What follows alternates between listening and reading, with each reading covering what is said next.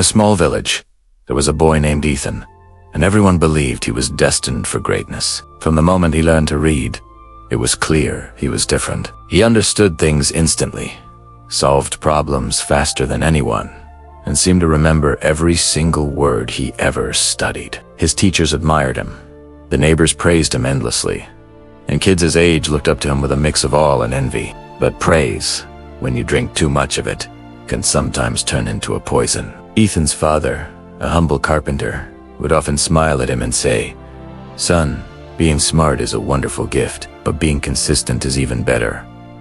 Ethan would just laugh it off. "Father, when you have a mind like mine, you don't need to work that hard." He genuinely believed that his intelligence alone would be a golden key, opening every door he came across. Yes, flew. Says. Ethan sailed through school with impressive grades, but he never took the time to build any real, practical skills. He was convinced that the world would simply line up to offer him opportunities, all because he was smart. But life has a way of teaching us hard lessons. It doesn't reward the one who shines the brightest in a single moment. It rewards the one who shows up, day after day, without fail. Soon, reality hit him like a brutal storm. He applied for job after job, only to face rejection after rejection. Employers were impressed by his knowledge, sure, but they were unimpressed by his work ethic. They told him he lacked discipline, patience, and real-world experience, the very things Ethan had always dismissed as unimportant. One afternoon, after another rejection letter, Ethan felt completely broken. For the first time in his life, he began to question everything he had ever believed about himself. With a heavy heart, he found himself walking toward the edge of the village, where an old man always sat under a large neem tree, peacefully feeding the birds. There was a calmness about this man that drew Ethan in, almost as if fate itself had guided him to the right teacher at the right time. "Uncle?" Ethan said softly, his voice barely a whisper. "Can I ask you something?" The old man looked up, his eyes warm and filled with a quiet wisdom. "Of course, son, sit down." Ethan took a deep breath, the weight of his failures pressing down on him. "All my life, people told me I was smart. Everyone thought I would achieve great things. But now, I feel completely stuck. I'm lost. I don't understand what went wrong." The old man chuckled softly, a gentle, knowing sound. "Ah, the classic trap of the clever mind. Intelligence can feel like a ladder that helps you climb, but sometimes it becomes a cage that holds you back." Ethan frowned, confused.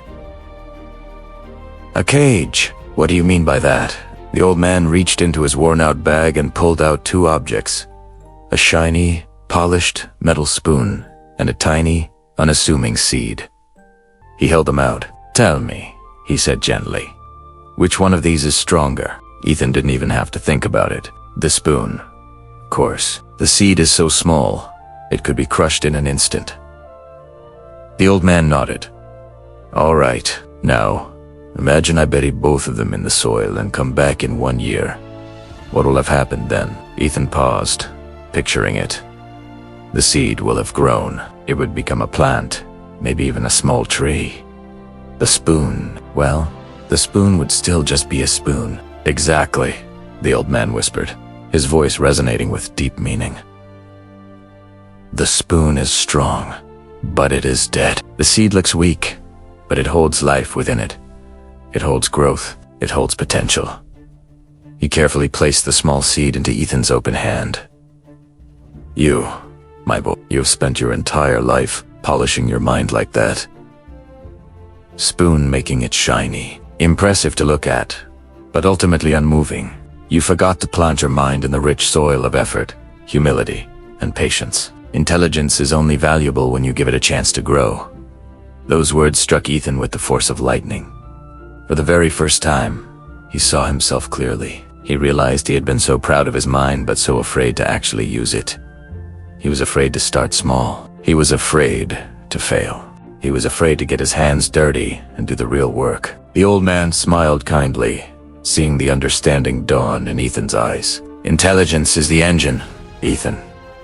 But discipline, consistency, and humility, those are the wheels. Without the wheels, you'll only make a lot of noise, but you'll never actually move forward. That night, Ethan couldn't sleep. The old man's words, and his own father's words, echoed in his mind again and again. Being smart is good, but being consistent is better.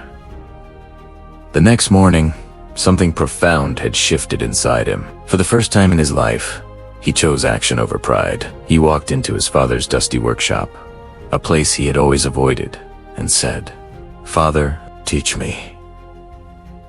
His father's face broke into a smile, a real, heartfelt smile that Ethan hadn't seen in years.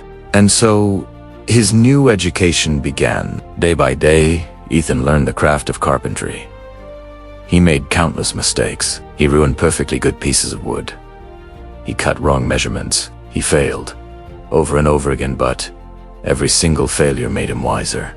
Every mistake made him stronger. And slowly, his hands began to learn what his mind alone never could. He stopped waiting for life to hand him opportunities on a silver platter. He started creating them himself, with his own two hands.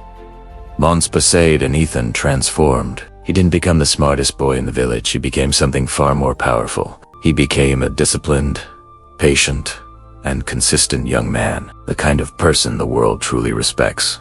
The kind of person who succeeds, not because they are gifted, but because they are relentless.